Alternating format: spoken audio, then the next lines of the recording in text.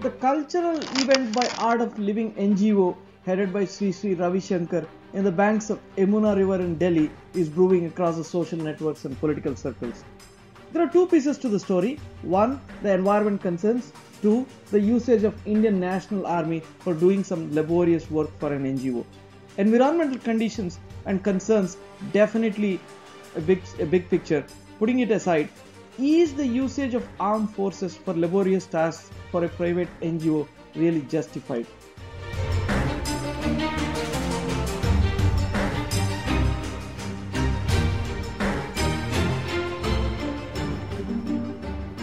Friends, my name is Srikanth Kocharlakota and you are listening to NRI Samay Radio from Los Angeles.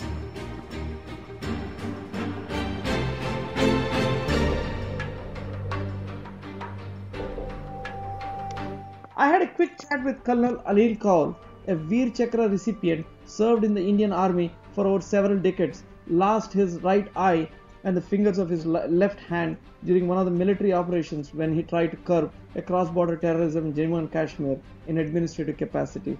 Later in the year 1987, Anil Kaul ji, while in the Indian peacekeeping force in Jaffna, Sri Lanka, was permanently disabled when an LTTE militant shot at his tank with a rocket launcher.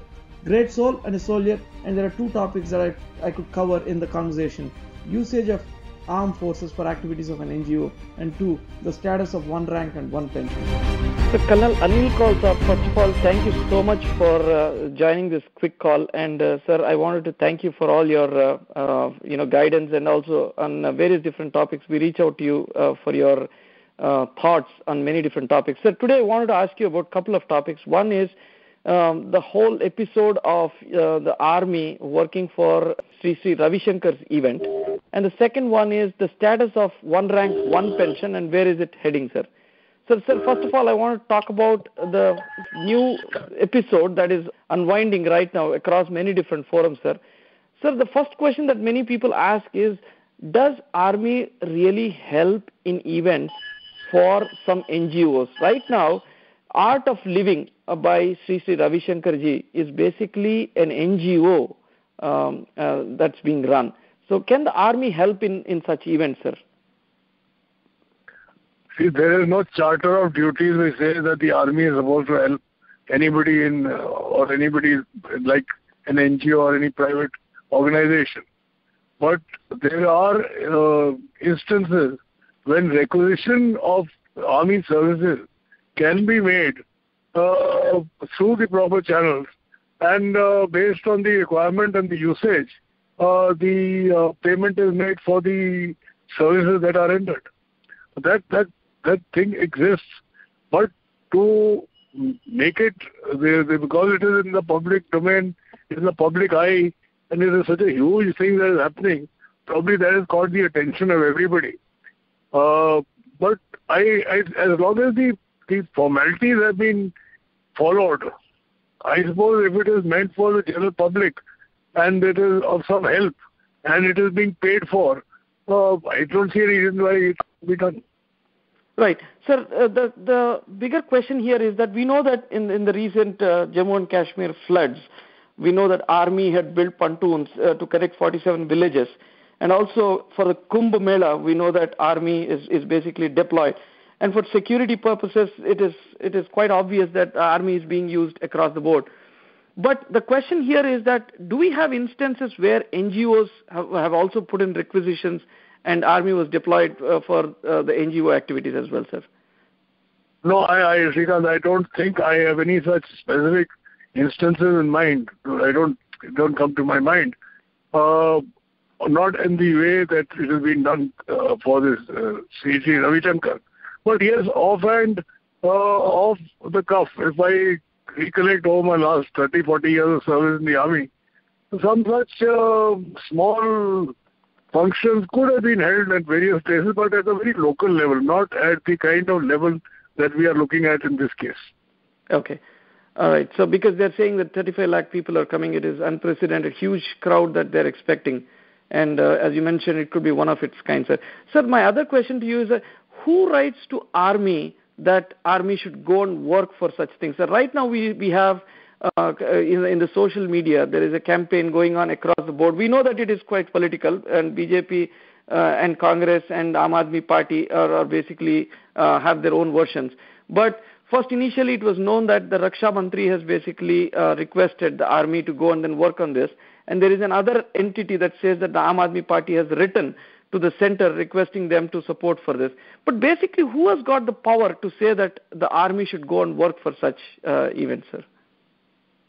See, for the deployment of the armed forces for any purpose, whether it is for external threat, internal security, or aid to civil authorities, it is the Defense Secretary who gives the orders. The final orders come from the Defense Secretary. The Defense Secretary in turn takes his orders from the Minister of Defense. And therefore it is a cabinet decision, it's a government decision, and the army only follows its orders. That's all.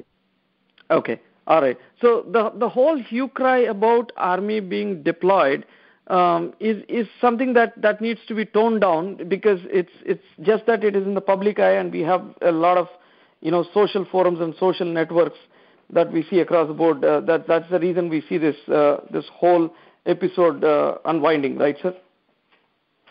Shrikant, this has become actually has become big because of a series of events which have taken place in the last few months. Okay. And maybe that does not augur well. One was that yoga mat issue, then the Chennai floods, then this cleaning of the Ganga, which is misinterpreted as the army being used for cleaning the Ganga. So there's a lot of misinformation going around, and nobody is willing to give the correct answer. The point is, if somebody could give the correct answer, give a rejoinder as to what exactly it is. After all, what does this imply? This implies the laying out of a pontoon bridge, which is made in India, which is indigenously produced, which is adequately available for the forces. It is not in short supply. It is utilized for crossing water obstacles, which, if you need to do training on this equipment, you have to go from Delhi to Rajasthan. Here you're getting an opportunity to train on it on, shall we say, in situ. And it is a company of engineers who are doing it, 120 men. Okay, cut out the NGO part of it. Let's look at it as a training event. Let's look at sometimes let's look at things positively. That's my take on it. Right. Yes, sir. So I totally agree with you on this. I don't hold a brief for the Chief of Army Staff or Mr. Sri Sri Ravi Shankar. I am nobody. But this is my personal opinion as a citizen of this country, as a soldier who has obeyed orders to the last minute. That's it. Okay. I totally agree, sir. I salute you for all the the work that you've done for the nation, sir, and we're indebted to your service, sir. Now coming to this topic of the one rank, one pension, sir, across few forums we still see that a section of our ex-servicemen feel that the OROP is not fully resolved, and the other side of the aisle feels that it is resolved, and all that we see right now is some sort of noise, but there's no substance to that. So what is your take on that? Where are we on the status of one rank, one pension, sir? Shrikant, let's be very clear about it. Sure.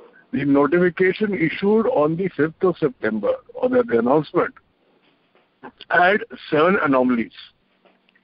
The same were pointed out, but they were not removed as on the government notification on 7th of November. So therefore, as a result of it, those anomalies still stand. Notwithstanding those anomalies, the government has gone ahead and given instructions to the concerned paying authorities, and money has started pouring into the individuals' accounts with effect from 29th of February. Some has come, some has not come, some is delayed, some bank is taking its own sweet time, but it has started coming in. This includes the enhanced pensions, and it includes the areas for the portion of time that has been agreed to.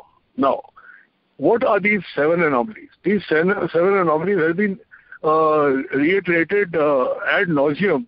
The pointed issue is the sum total of these anomalies leads to a figure. Now we are talking figures. It leads to a figure of 750 crores or 800 crores. Now, when you have been able to give away or arrange for 7,500 crores Why are you holding back to 800 crores? And who is being affected by this 800 crores? It is the JCO, the NCO, the other rank, and the widows. Now, is that fair? Is that correct? Is that for commanding officers who have commanded these people? Is it acceptable that my men under my command will be treated so shabbily? But that is the point of contention, and it is not some people who are disgruntled and who are making a noise about it. It is a matter of principle that one rank, one pension implies that no junior should get pension higher than a senior in perpetuity. That, I'm afraid, definition has been violated by this government. So therefore, this announcement, allotment, sanction, payment is not a one rank, one pension. It is a one-time enhancement of pension. If I may have to very shortly specify what exactly is the problem. So that means when you say that one rank, one pension is not in principle institutionalized, but it is a one-time announcement, that is a total violation, right? So can we think in that direction, sir? Yes, because it is absolutely, this is not one rank, one pension. One rank, one pension, if you go back to the Koshiyari committee, has got a definition that for the same rank, for the same length of service, the same pension would be applicable irrespective of the date of retirement, and any future enhancements will be passed on automatically. Right. If you can just put that 2 plus 2 is equal to 4, this makes 2 plus 2 equal to 1.5. I totally agree, sir. Sir, now what is the road ahead, sir? What does the Defense Ministry and also the Modi government talk about this, sir? What is their take on this? They have appointed a commission, a one-man judicial commission, to look into the anomalies. Now, we see no reason why they needed a judicial commission. They could have sat across the table and sorted it out. But I am told, or we are told, this is not official, but we are told that there is a commission headed by a Chief Justice of Patna, former Chief Justice of the Patna High Court, Mr. Reddy, and assisted by the 3 pay cells of the 3 services, who will look into each anomaly. And apparently there is a mood, again there is a mood to resolve all the anomalies. Right.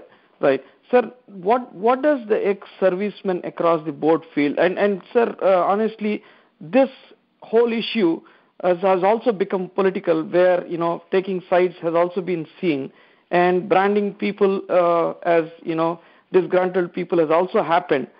So, what does majority of ex-servicemen feel about this whole episode of OROP, and after the new government has taken charge? What do they feel about this, sir? I can only say that one, there is a slogan which is being shouted all over the place, Sada Hak Ete Rakh. And the other one is, जिस देश का फौजी सड़कों पे उस देश का बेड़ा गर्क होगा. If these two sum up the whole issue, which could have been resolved within the 4 walls and under a roof, then there would never have been a problem for all this nonsense that is going on. And we had gone ahead, we had walked the extra mile, we had agreed to everything possible in March last year. Then why did it, suddenly they did a U-turn and the whole thing went upside down? So we have felt cheated, that's all. At March last year, Shrikant, believe you me, I am on record having seen the papers, having seen the cabinet note, and agreed to everything and witnessed to everything, and suddenly everything went upside down. Whose brainwave was it? Who is the man behind it? He is the one who needs to be hung upside down. Right. Sir, I wonder, such a smart government, and they understand how the new generation politics work, how the social media works, how different campaigns work, and how the negativity and how the media works. Everything is known to them. Why would they be so strong for another 750 crores when they have released 7,500 crores? And if you see the recent budget also, the realignment across the board has happened for many different initiatives. Why just for the armed forces, they're just stuck at 750 crores? This is something that everyone needs to understand. What's your take, sir? Why would you think that the government would do this, such a smart government? Well, I'll stick my neck out on that one. It's just big-headedness of Mr. Arun Jaitley, who seems to have been slighted by the armed forces for having failed to get through the SSB twice, and then having been beaten at the polls by Captain Amarendra Singh and pointing the finger at the voting pattern to ex-servicemen. I think that, and his obduracy at listening to any reason for the last 1 year, and despite the Raksha Mantri and the PMO trying to explain to him what the reason for this calculation is, he and his cohorts in the finance ministry have just, and what have they gained out of it? 750 crores and a whole lot of goodwill gone down the drain. Exactly. The whole thing, the blame lies squarely on Arun Jaitley. That's it, period. Right. And sir, generally Modi ji considers, any sort of noise coming. The recent taking back the EPF on the pension, the EPF tax that is there, the pension savings for any of the middle class or any class that we're talking about, has been done in just 3 or 4 days. That means there's someone who's listening, and the Modi government is certainly listening to the voices on the other side of the aisle. Why would they don't listen to the ex-servicemen's voice, sir? Is it that this issue has been broken down in such an extent that it cannot be resolved any further? Shrikant, have you ever bought a new shoe? When the shoe pinches, you get a new shoe. You get a different number. You get one which fits you comfortably. The moment you raise the issue which you just raised, it affects people who are going to pinch you very hard at the polls, at the voting stations, and therefore you jump to correct the wrong. Whereas the armed force is concerned, they are not a vote bank. To hell with them. We'll manage. Got you. Thank you so much, sir. Sir, Colonel Anil Kaul, sir, it's always a pleasure to talk to you, sir. Deep insights, and you get on board very quickly to have a quick chat. And this sort of information, personally, eyes are on the social networks, have been writing that using army for NGOs is not. But you have educated me personally also, saying that we shouldn't, take things in a manner when there are orders that needs to be obeyed, it needs to be obeyed. That's about it, and not make a huge cry about it. And also, thank you so much for your thoughts on one rank and one pension, sir. It's again a great pleasure talking to you. Thank you, Shrikant. Thank you very much. Thank you, sir. Appreciate it.